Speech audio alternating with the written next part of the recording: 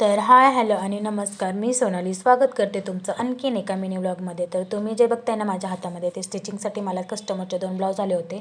आणि हे बघा, एकदम साधे आणि सिंपल मी म्हणजे त्याला शिवलेले आहेत. वयस्कर आहेत थोड्या मावशी त्या. आणि फक्त एका ब्लाऊजला नॉड लावलेले आहे आणि दुसऱ्याला तर अजिबात काही नाही, म्हणजे लेस वगैरे असं काही नाही किंवा कस्टमायझेशन असं काही नाही, साधं सिंपल ब्लाऊज होते.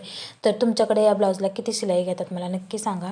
अस्तरच्या आणि कटोरी आहेत. तर आमच्या इथं मी 180 रुपये शिलाई घेतलेली आहे त्यांच्याकडून. आणि तर योग्य आहे की नाही मला नक्की सांगा.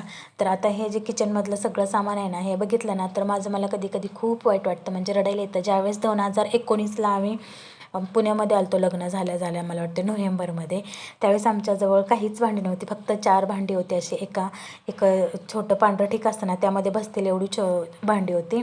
एक ग्लास, एक तांब्या, एक असं म्हणजे एक पातेलं वगैरे एवढंच. आणि हे सगळं साहित्य बघितलं ना, म्हणजे मांडण्या किंवा 2-2 मांडण्या आता मला पुरत नाही त्या खरं तर भांडी वगैरे मांडायला.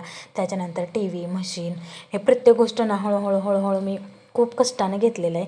खरं तर मेसचे डबे म्हणा किंवा काही नाही काही उद्योग, म्हणजे असंच घरगुती स्टिचिंग वगैरे किंवा काय, असं सगळं काही करून मी माझ्या कष्टानं उभं केलेलं आहे हे सगळं.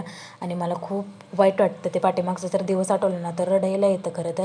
तर तुम्हीसुद्धा असंच, म्हणजे प्रत्येकजण संघर्षातनं जीवन जगत असतं. तर कसं वाटलं तुम्हाला माझं हे सगळं काही? तर चॅनलला